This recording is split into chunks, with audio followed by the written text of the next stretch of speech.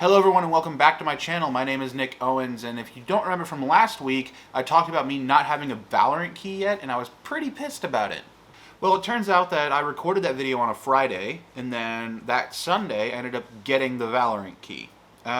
So obviously I'm going to make this video about Valorant. If you don't know, Valorant is the game that Riot Games has developed. It's a competitive shooter, and it looks like they're just trying to dominate the world of esports with League and then card game, Legends of Runeterra, which was widely under-received, but is still a fun game. If you're into those, go ahead and check it out.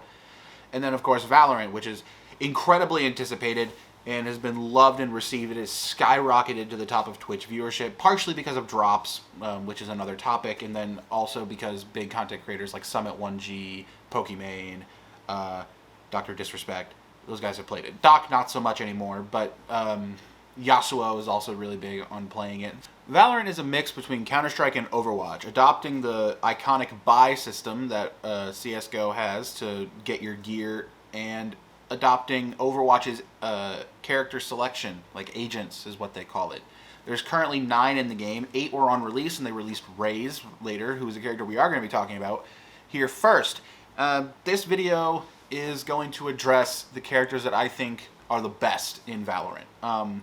This is going to be kind of like a 4+2 type of scenario, where I have the top 4 in my head, and then I have one character who I think is top 5, but I'm not entirely sure yet. And then there is a character that is considered the worst, but I think that every character has some hidden sauce in this game. I think every character is viable. I think the game is balanced in a way, hero-wise, that we can play every hero or every agent successfully. So I don't think saying that they're the worst means anything. So let's talk about who I think are the top 4, and we're going to go with number 1. Raze was the 9th character added to Valorant. We started off with 8, and then we had Raze added on later. She's the only character that's been added on so far, and boy does it show. Like League, most characters that are added in a game have some sort of power creep and are overkitted. Valorant isn't at that spot yet, and I hope it never gets to that spot, but we can see that Raze obviously has some things that are a bit better than other people. So let's talk about Raze's abilities. For context, each ability in Valorant costs money. So in this case, her first ability, Boombot, costs 200 currency, gold, whatever you want to call it. Boombot allows her to equip a small drone that locks onto enemies and travels in a straight line. If it locks onto an enemy, it will chase them, and then it'll detonate, dealing massive explosive damage. This is basically the fire and forget of her kit. She has 2 of those, actually, but this is the first one, and all this does is it causes people to panic. So you put this down a hallway, and they run down, and then you can either chase after them, or you can flank around them while they're distracted by the Boombot. It can kill sometimes, depending on the damage taken, if they're already lit a little bit, or it can just deal massive damage to their health and shields and knock those out pretty instantly. You can also use it to try and contest point. If they're planting, you just straight line it right to the point, and you can do some pretty heavy stuff. It's a pretty devastating ability, but I think out of all of her abilities, it's probably her worst, simply because it contributes a little bit to her kit. Don't get me wrong, it's still a great ability for her, and it especially works in her kit.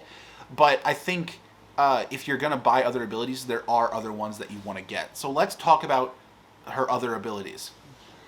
So let's talk about Raze's kind of bread and butter of her kit, and that's the Blast Pack. The Blast Pack is Raze's C4, essentially. It allows her to throw out a explosive device that can be detonated at will by reusing the ability. It costs 100, which is like nothing in the grand scheme of things.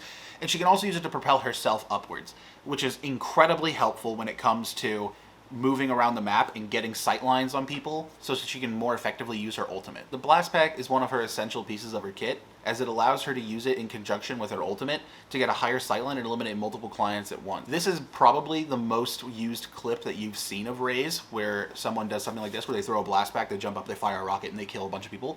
Or they just use the Blast Pack to get out of a certain area, like they jump across a doorway or something like that without running across it. The other thing that Raze has that really sets her apart is her grenade, the paint grenade. The paint grenade is an ability that she has where she just throws a grenade out, and then it splits into sub-grenades that do a bunch of damage. It's a great way to keep people out of an area. It's a great way to fill a choke point with certain with explosive projectiles, and it's a great way to eliminate enemies that are hiding around a corner. It's an incredibly useful ability, and also she gets 2 charges of it. They're really cheap overall. She gets 1 free per round. It's definitely what's supposed to be her signature ability, and it definitely shows with how much she gets of it. The ability that kind of has people up in a fit about Raze is actually her ultimate. It's basically a fire and forget one-shot kill rocket launcher. It is an ultimate, so it costs a bit of resources, but overall you're at least going to get it once per game, and you can use it to either secure a round in clutch, start off a round with multiple kills, or secure a point. This makes Raze ideal in both solo carry situations, clutch situations, and team play situations, as she can more effectively eliminate a teammate and help set up certain kills. That's why Raze, in my opinion, is the best character in the game currently. Now, there are other characters that I think can contend for this spot, and I'm going to talk about one of them here in a minute, but I think overall, if you're looking to play the best character in the game, you're probably picking Raze. Now we're going to move on to the number 2 character in the game for me, and that's Phoenix. Phoenix is what I would consider to be an all-rounder. He can do basically anything you need him to. He can play in a team situation very well, he can clutch out rounds very well, he can solo frag very well. He's an incredibly gifted character in terms of his abilities, and it allows him to sustain himself, set up sightlines, as well as flash enemies on a basically infinite basis. Phoenix's first ability is Blaze. It allows him to set up a wall of fire that players can't see through, but they can shoot through. The important thing about this wall is that you can actually curve it while setting it up, allowing you to create new sight lines or restrict one. You can put it around a corner and then it's a damage wall. You can restrict what sight line they can actually peek at, and then you can basically just make it another choke point for your team. This makes Phoenix ideal for capping points as well as setting up kills. Is what contributes to him being an all-rounder in my eyes. Phoenix's most iconic ability is probably the curveball. It's a flash grenade that allows him to curve around walls and stun enemies from behind it, which allows him to breach into areas incredibly easily. This ability is obviously used to breach certain sectors around corners, but it can also be used and angled to go into doorways or hit high points. If they're in a window above you, you can curve it upwards, or you can curve it right while looking upwards and it'll go into there, and you can have your teammates fire in. This makes it a good ability both for solo clearing and breaching things, or you can set up your team for a breach. This part of Phoenix is kind of what makes him an all-rounder in my eyes. The fact that all of his abilities can be contributed to the team as well as himself makes him an ideal candidate for an all-rounder. An ability that I don't quite understand the name of, but is still very good, is Hot Hands. Hot Hands sets up an AoE of fire that damages enemies, but it also heals him. For Phoenix has like a weird passive type thing where if he's in his own fire, whether in Blaze or in Hot Hands, he heals himself. Hot Hands can actually be reset on a kill, and you get one every round. This makes it his bread and butter ability. If you can consistently get kills, you can consistently heal yourself, and you can consistently zone out the enemy with these fire pits, and it makes him incredibly useful. Phoenix is one of the only characters that actually has a heal, which makes him ideal for running it in, and this, coupled with his ultimate's ability, makes him an incredibly ideal candidate for solo fragging, as well as just coordinated team play. Speaking of his ultimate, let's go ahead and talk about that, because it's the one that everybody wants to know about, and it actually is probably the most unique out of all of his abilities. Phoenix's ultimate ability is called Run It Back. It basically just gives him an extra life. He can use it to create kind of a clone of fire, essentially, and if that clone dies, he goes back to his position when he casted the ability. This ability alone is a top tier ability that would allow someone to gain information on enemy positions as well as just run in and murder everyone. It's an incredibly useful ability, especially in a competitive shooter where you only get one life and there's only one character that has a revive. Phoenix can kind of just ignore death in one situation, which is beyond what other characters can do, and is why he's number 2 in my game. Potential number 1, albeit I think Raze still beats him out in most situations. So let's move on to character number 3. Character number 3 is probably what people will call the poster child of Valorant, and that's Jett. Jett, no doubt in my mind, has the best mobility, both vertical and horizontal, in the game. Her updraft and tailwinds allow her to consistently move around the map in a way no other character can, and she can close in on positions as well as just go through sight lines and doorways with incredible speed, to a point where if you're quick enough, the player can't react. The only thing that I have against Jett is that her other ability, Cloudburst, is just a bad smoke. I don't think it goes well with her kit, and I think there's too many abilities that act as a dome that restricts sightline. I think they could have done something more unique with Jett's first ability, and could have made it a bit more entertaining. Wind is a cool element, and they could have flexed that a lot more, I think. So using all those abilities in conjunction is phenomenal, but what about her ultimate? Her ultimate is probably the most iconic ability in the game currently, I would think, just because of the visual aspect of it. Using Jett's ultimate puts 5 blades on your screen, and if you fire them, you throw the blade. What's unique about this ability is that it has what's called perfect aim, meaning wherever your cursor is, that's where the blade goes. This, combined with the one-tap headshot capability of Blade Storm, makes Jet one of the best breachers in the game. Her mobility allows her to breach into an area incredibly quickly, and if you have good enough aim, you can just burst through an enemy. Jet also has the ability to fire all the blades at once, dealing massive damage, making it so that even if it's not a body shot, you probably killed them. An important thing to note is that Jet actually has 2 abilities that are refreshed by kills. One being her Tailwind, which is the ability that allows her to dash in a certain direction. That's refreshed on kill. And then her Blade Storm reloads, in quotations, on kill. What I mean by that is that it just refills all the blades on kills. So if you get a kill, you get all your blades back. And you can just continue to string that together until the enemy team is dead.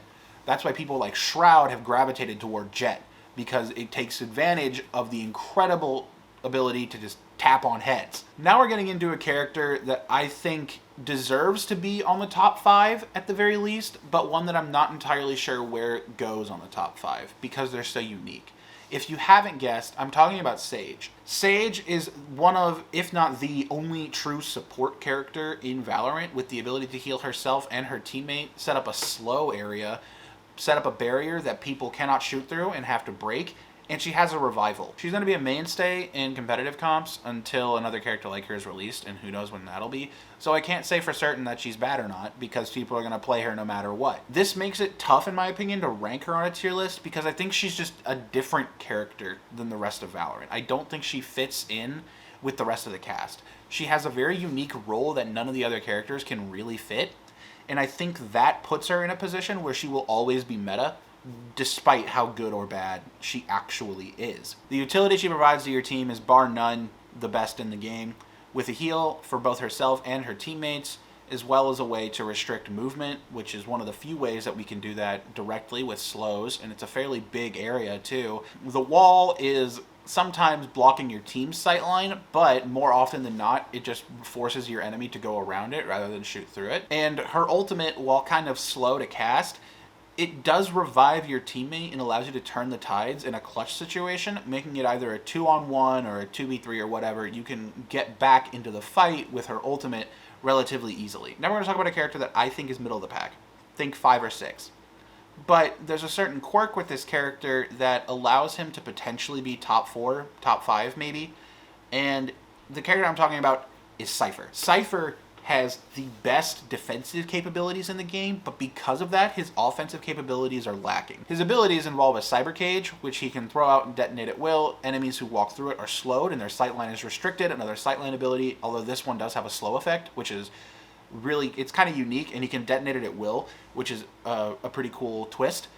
He has a tripwire, which tethers enemies, and then after a short duration, if they don't destroy it on the wall that it was attached to, it dazes them. It also provides vision. And then he has his camera. His camera is the quirky ability, and I'll get into that here in a minute, but his camera just is basically a security camera that he can set up, and then it can fire a tracking dart, and that tracking dart marks the enemy and gives him vision on them. Think kind of like how Sova's ult does the same thing, except he can just do it through a turret. Pretty simple. His ultimate seems to be one that's kind of weird. It requires him to have a dead body in front of him, but when he uses it on an enemy dead body, he gets vision on the entire enemy team. This allows him to be an incredible defensive hero, allows him to know where the team is, allows him to set up sight lines and kill potential, allows him to set up flanks very easily, and I think this alone makes Cypher the best defensive character in the game, and I don't think that's contested at all. But what makes him not top 4, in my opinion, is the fact that his offensive capabilities are pretty low. What could change that is a bug?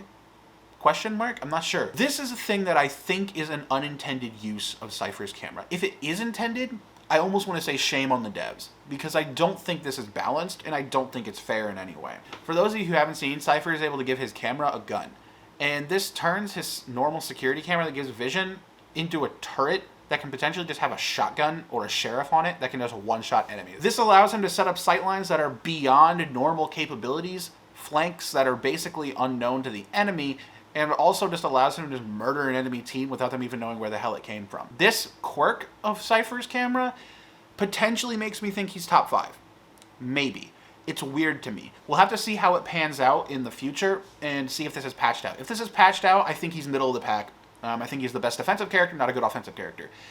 If this quirk stays in and is by design, he potentially is top 5. Okay, so might be a little bit of different lighting because my camera died and I took a few hour break. So that right there might be new. I'm not sure. I can't remember what the framing was previously, really. The angle might be different. I have no idea. Anyway, we still have one character to talk about, and that's the worst character, at least the one everyone thinks is the worst character, and that's Omen. Omen is a character reminiscent of Reaper from Overwatch in the sense that he has a teleport, and he's edgy, and that's about it. The difference is that Omen doesn't have a shotgun only, and obviously because the CSGO type buy style, he can play however he wants, but a lot of people think he's the worst in the game because really the only thing people are looking at when they look at Omen is dark cover, is his big dome, his smoke, essentially. Pretty much the best smoke in the game, in my opinion.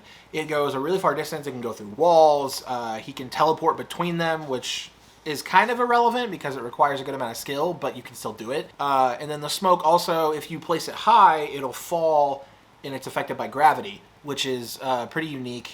And it's super helpful for setting up stuff. It means you can place things high, shoot through, and then it falls, and then, you know, you can have some cool stuff. But a lot of people think he's the worst because he only brings dark cover. And Paranoia, which is his, like, daze, his blind, essentially, isn't that good. It's just not that good of an ability. It's really slow. It does go through walls, and it does go pretty far, but it's hard to hit, and it's just slow, so people can react to it.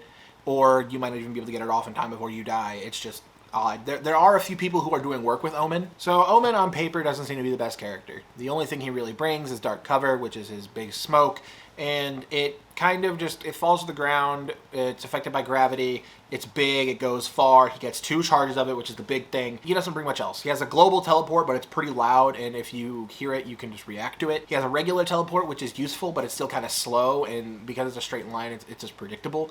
And his paranoia is just bad.